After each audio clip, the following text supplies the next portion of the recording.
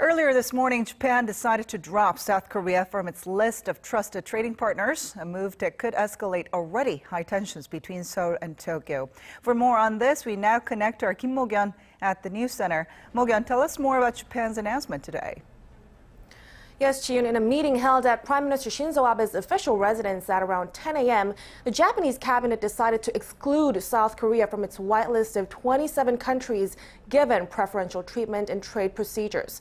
Addressing reporters after the meeting, Japan's Trade Minister Hiroshige Seko said that Japan's cabinet passed an ordinance on excluding South Korea from its trade whitelist.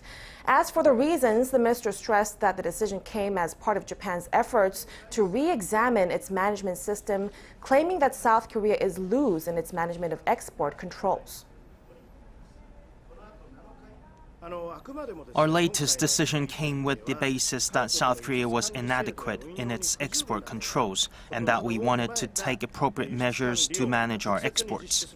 We completely did not intend to influence our ties with Seoul, and it's not an act of retaliation against anything. Soon after, Japanese Chief Cabinet Secretary Yoshihide Suga also reiterated that the measures were not financial regulations aimed at souring ties and that its treatment of trade with South Korea would only change to a level similar to other Asian countries outside of the whitelist.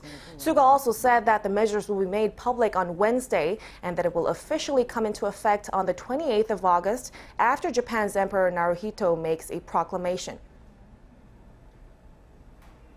Now, today's decision is feared to cause significant delays and disruptions to imports from Japan, as Japanese exporters will need individual authorization rather than fast-track approval for exports of more than 1,000 dual items to South Korea.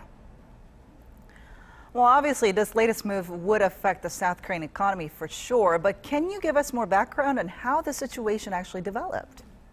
Sure. Japan's latest decision comes amid concerns over heightened tensions between Seoul and Tokyo in the aftermath of Japan's announcement of export curbs on key high-tech materials last month.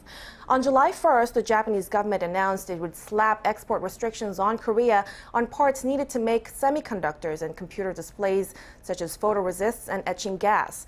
Many speculate that the export curbs are a sign of retaliation against South Korea's Supreme Court rulings last year that state Japanese firms should compensate Korean victims of forced labor during Japan's colonization of the peninsula from 1910 to 1945.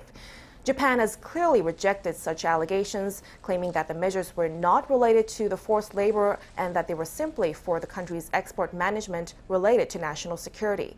South Korea has been calling for the withdrawal of July's export curbs, as well as protesting the removal of Seoul from Tokyo's trade whitelist, claiming that they are unfair decisions that run counter to principles of international trade. Back to you, Ji-yoon.